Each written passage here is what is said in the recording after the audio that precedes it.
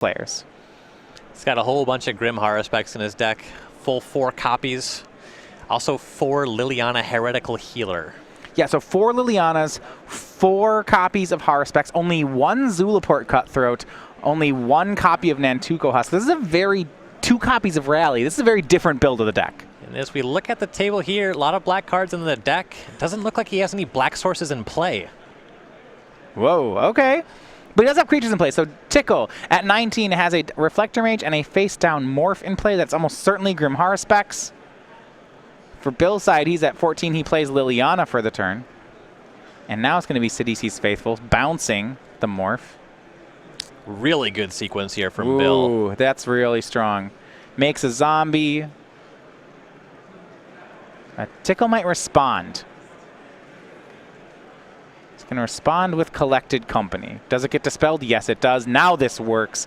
Haruspecs back to Tickal's hand. A zombie and a Planeswalker flip for Comminos. So things look like they might be in Tickal's favor to start this, but quickly changing pace. Yeah. And not having that black mana makes it harder to turn it around depending on the contents of Tickal's hand. We know he has that Haruspecs, which you can only play face down as a Grey Ogre. So both players will discard for the Liliana. It's Nantuko Husk for Tickal.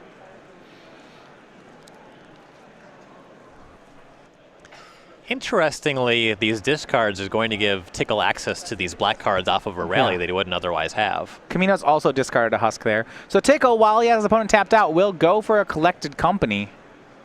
Looks like he finds Reflector Mage. Bring to Light, Dispel, some things you can't get. Looks like Reflector Mage and Jace. He could have taken 2 mages, no real point in that. Yeah. The Reflector Mage resolving or the Collected Company rather, resolving last turn would have been huge. Been able to bounce a Liliana in response to the flip trigger, though this is still a pretty good position. It is. He'll play and he also did draw his black source for the turn, so Smoldering Marsh comes into play untapped. Okay. Good turn of events for Tickal. But the Planeswalker still looms. Comminos untaps. He has the Liliana in play. He has Company in hand. He has a Makers of his own. Let's see what he can do. Looks like it's going to be a Collected Company. Tickal hit well. Can Comminos do the same thing? Sidisi's Faithful available. Another Company, a Jace, another Faithful. I think we're looking at Jace, Faithful, Faithful. Not a great find. Jace itself is excellent, but the Faithful's not super strong here. Yeah, I mean, he may just have to bounce Tickal's Jace, right? Otherwise, Tickal flips it and collects some more Company and pulls this game out of reach. Mm-hmm. That's going to be Faithful Jace. Well, this is actually fine for Comminos. Now he's ahead on Jace's. Yeah, he'll bounce Tickal's Planeswalker. Well, soon to be Planeswalker. Would be Planeswalker. Aspiring a Planeswalker, Jace Vryn's Prodigy. Well, looks like he's going to have both players discard here. Might be looking at getting something back. No, he'll have both players discard. He's got his own Jace, and this is actually a tough discard for Matthew Tickal. He's got a Jace and a Haruspecs in hand. Yeah, you want to get that Jace advantage, but there's no guarantee you'll be able to get it to stick around. And now you have the Liliana on the table, which could just return the Sidisi's Faithful and bounce it again next turn. Yeah, there's no way that's doing anything, so he has to discard it. He draws a land. This is looking weak for Matthew Tickal. Swing of 2 Reflector Mages into Liliana. She'll go to 1. Land and Haruspecs for Tickal. He is now empty-handed as Comminos gets to untap with Jace. And this is great. He's got a Collected Company in the graveyard. He has a Rally in hand. Yeah, significantly ahead is Comminos. Well, what he's hoping for here, if you're a Matthew Tickal fan, is that if Comminos really misses on this Collected Company, then he's in actually a bad spot. If it hits one creature. Yeah, there is a lot of power on Tickal's side, which can significantly pressure these Planeswalkers. And it's also true that Tickal is now empty-handed, so plussing the Liliana would only hurt Comminos. These players in the 3-0 bracket here at the Indianapolis Open. This is our last standard open with Khans of Tarkir before we move over to Innistrad.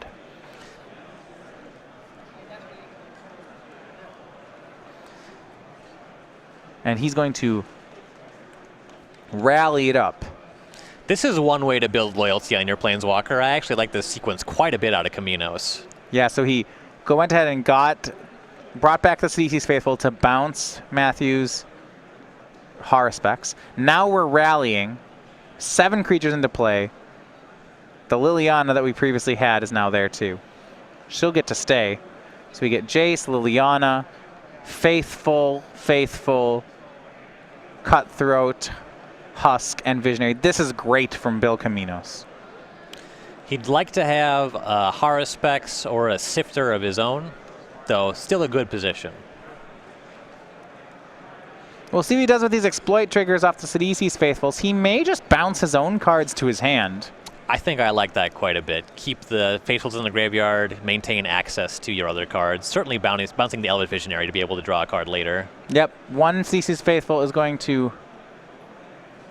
Looks like actually he's going to sacrifice the Visionary to the Husk. Flipping Liliana. Making a zombie.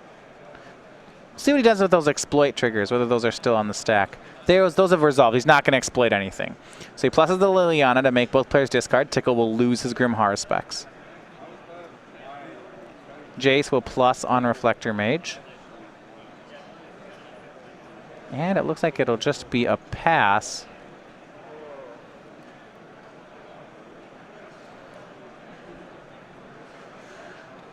For Matthew Tickal, a difficult spot.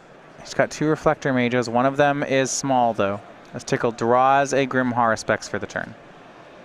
Well, a face-down morph. I suppose we don't know what it is, but that's the only one he plays. Right. So we kind of know what it is. We kind of know. And unless this matter is more serious.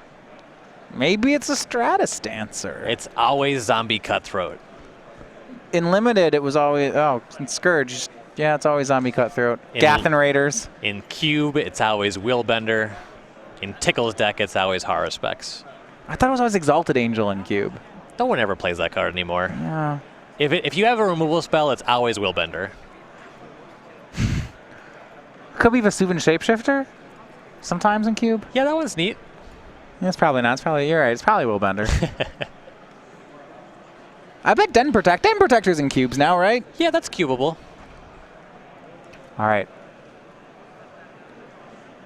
Bill said he sacrifices creatures before they can get exiled.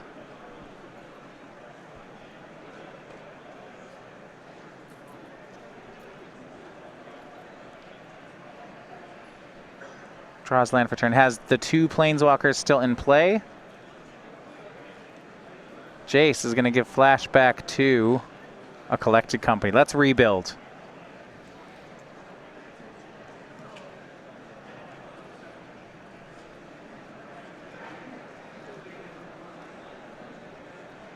Six cards. There's a Husk, Reflector Mage, Zulaport Cutthroat, Planeswalker, and Sidisi's Faithful. So good choices for Comminos.